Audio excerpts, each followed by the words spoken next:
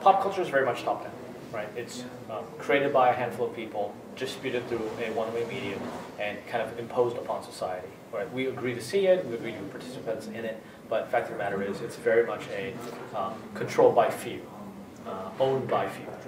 Whereas internet culture is more bottoms-up. We tend to take popular culture, remix it, and subvert it into a meaning that is different than the original, right? And we funnel it back up. I think the best examples are people like celebrities on Twitter trying to make trending topics, and they tend to be somewhat effective because they have such a large following. Yet it doesn't become a part of the internet consciousness, right?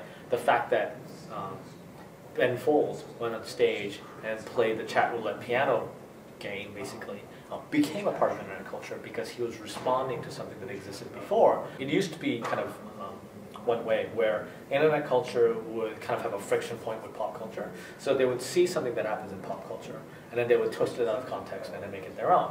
And what's happening now is, in particular in advertising agencies, they see internet culture as a source of creativity, so they go back to the pool of internet culture, which has been offsprung from pop culture, and then try to put it in advertising campaigns. Yeah, you can't force it, right? Like, you know, this meme is forced, right? People are trying to make memes, and it's really kind of, it's hard to do, and it's hard to get people on board because they're trying to force your idea of what a meme is. The art of meme making has left 4chan because 4chan has taught it to so many people.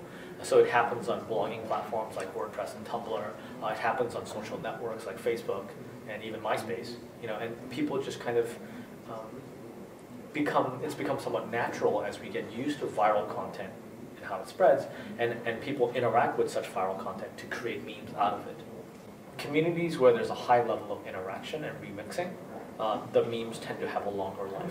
Whether it becomes bigger is another story, but we extend the life of a meme by lowering the barrier to people interacting with it. Because we are used to a world where pop culture is top-down driven and somebody has ownership, people sometimes try to put the same framework on internet culture. Oh, I want to own that, like that is mine. And the moment you decide that that is yours, if you have some legal claim to it, you actually start to restrict the creativity. The connectivity between devices and the internet is getting more and more stronger, right? Like, I have a camera in my pocket, but in order for me to take these digital images and put it online, it seems so much more laborious than pulling up my lower quality iPhone with no flash, taking a shitty photo and posting it online.